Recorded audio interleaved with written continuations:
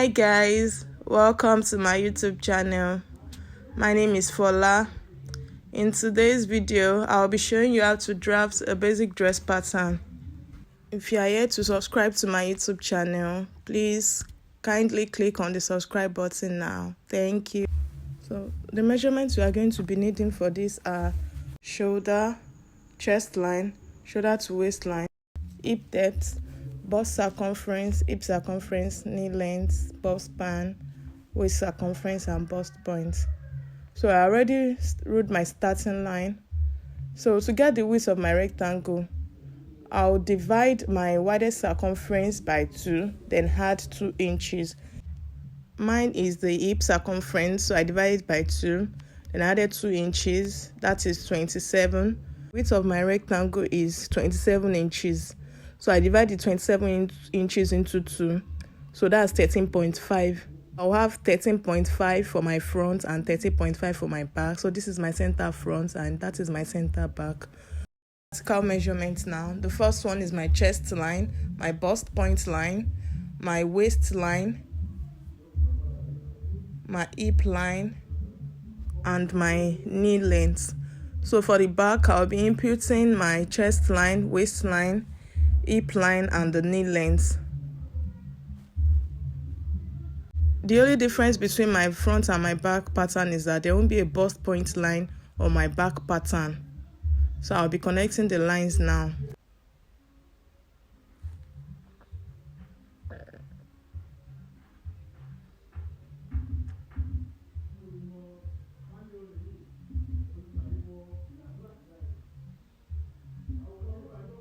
So I'll label my lines now. This is my shoulder line. This is my chest line, my bust points, my waist line, my hip line, and my that's my knee line there.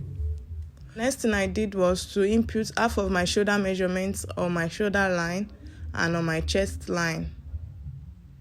Then I'll connect the lines.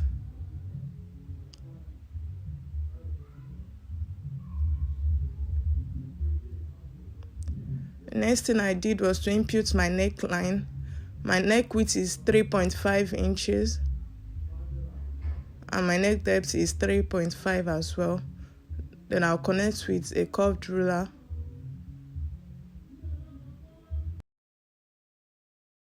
The next thing I did was to come down 1 inch below my shoulder line.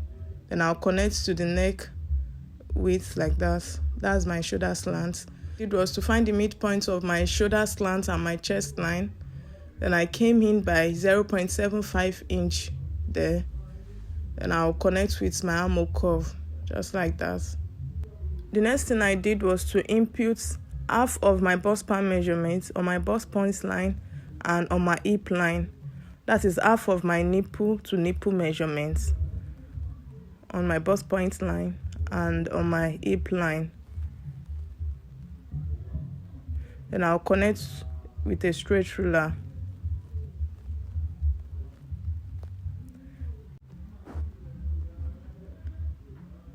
On my waistline, I came in by ½ inch on both sides of my bust span line, just like this, ½ inch on both sides. And I came down 1 inch below my bust point line and 2 inches above my hip line. Then I'll connect the dots with a straight ruler.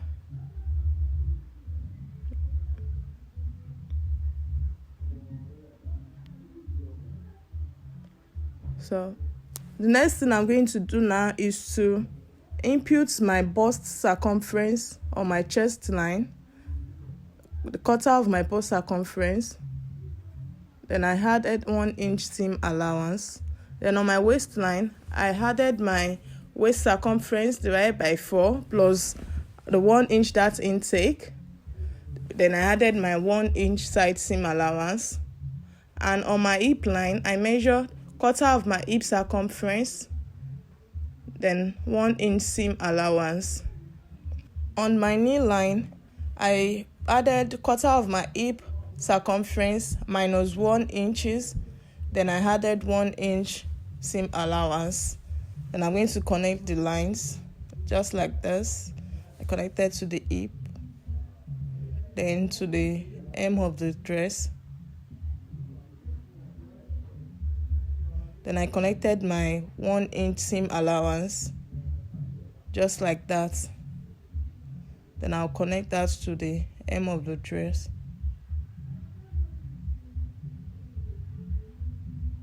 I'll connect that just like that. Then I'll blend the sharp edge with a curved ruler, the sharp edge on my hip line, just like that. Then I'll move to the back now. The first thing I did on my back was to input half of my shoulder measurements on my shoulder line and on my chest line. Then I'll connect that with a straight ruler. Then I input my neck width, which is 3.5, and my neck depth is 1 inch. Then I'll connect that with a curved ruler. Then I'll come down 1 inch from my shoulder line. Then I'll connect that to the neck width.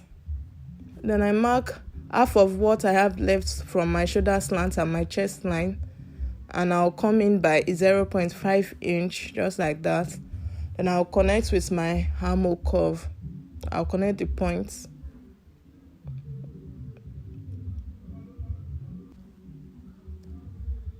On the waistline, I measure and mark 1 inch in from my center back.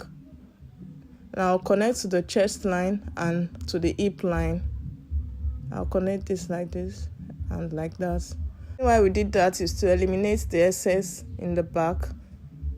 Next thing I did was to mark half of my bust span measurements on my chest line and on my hip line.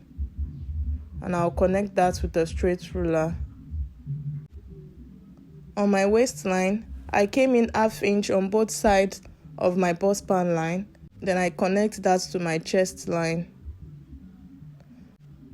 Then I came up 2 inches above my hip line and I connect that to the waist dart.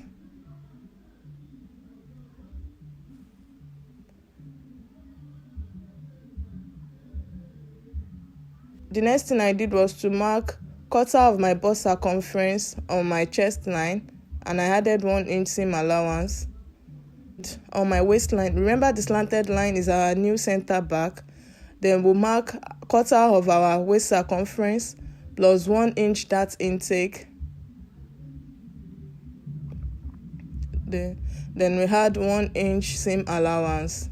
And on the hip line, I measured 1/4 of my hip circumference plus 1 inch side seam allowance.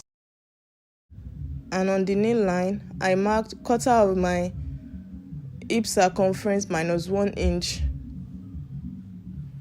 Then I added 1 inch side seam allowance.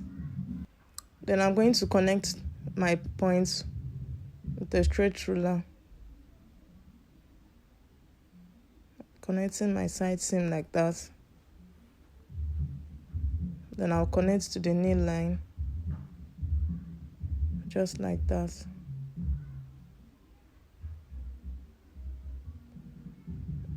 Then I'll blend my hip with a curved ruler to avoid sharp edges around there. And the next thing I did was to input my zipper allowance, just like that.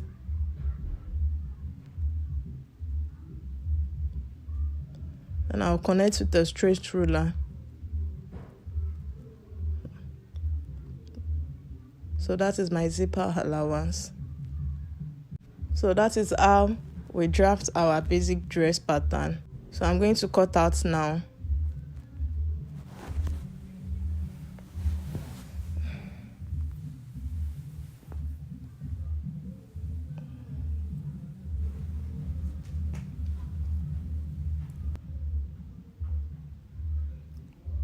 So that is our front pattern. Then we are cutting out our back now.